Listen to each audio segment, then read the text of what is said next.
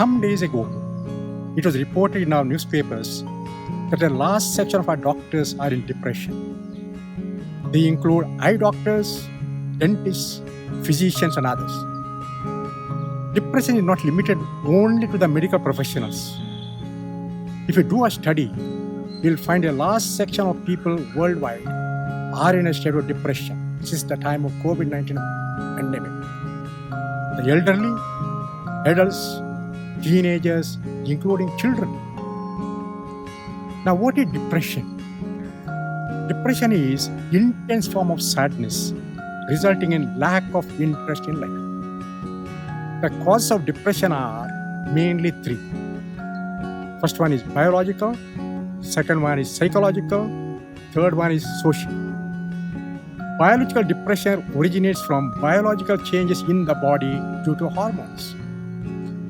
Psychological depression results from faulty thinking. Social depression results from the outer unpleasant or life-threatening changes that are taking place in the world. Studies in the field of psychology have shown that most of depression originates from a faulty thinking or catastrophic thinking. For example, about the COVID situation, one can say, this COVID-19 is terrible. It's going to kill the entire world. This statement is catastrophic, highly exaggerated and faulty. This sort of thinking will result in overwhelming feelings of panic, terror, and despair. The person will suffer from over-anxiety and fears and lose interest in life. This will affect his eating habits, working pattern, his sleep, his relationships, his day-to-day functioning. The end result is paralysis of his daily routine, his daily life. Instead of saying this COVID-19 is terrible, is going to kill the entire world, he can say, COVID-19 is a dangerous disease. It is going to affect many people in the world. This statement is realistic. This will result in moderate emotions. There will be anxiety and fear, but not panic or despair or over-anxiety. The person will be able to function, attend to one's day-to-day activities. He will not be losing interest in life. Instead, he will take this COVID-19 as a fresh challenge in life. Such a person will take courage, strength, and find ways to confront this major hurdle of life. Thus, he will grow, become strong, mature, and seasoned.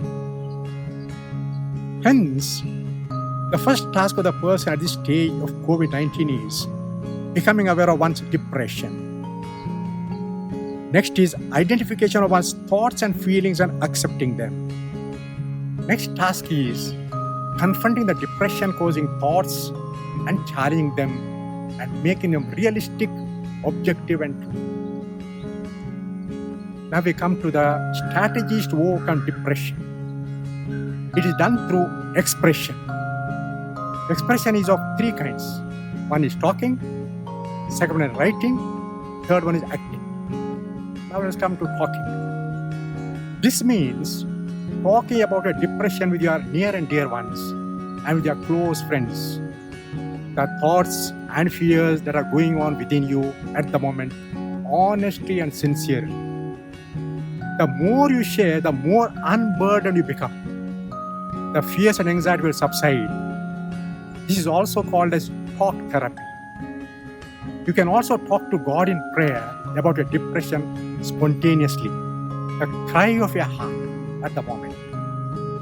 Many people find great solace and comfort in prayer. Next one is writing. One can express one's inner world through writing. Here the person puts in writing all that is happening within, his thoughts, fears, anxiety, and so on. This too gives tremendous relief. This form of writing is highly confidential. Therefore, this is possible only where there is privacy. In the family situation, this may not be practical. Third one is acting. Here I express my depression by translating into concrete positive action. I take this depression as a challenge and go with the flow of life. I attend to my personal needs, family needs, and all that matters to me in my life. I take one day at a time. Constantly become aware of my thought processes. I dispute the faulty or disastrous thoughts and turn them into realistic and objective thoughts and go through life with a smile. I think of the millions who live through this depression without succumbing to it, including migrants, day laborers, the hungry and the poor.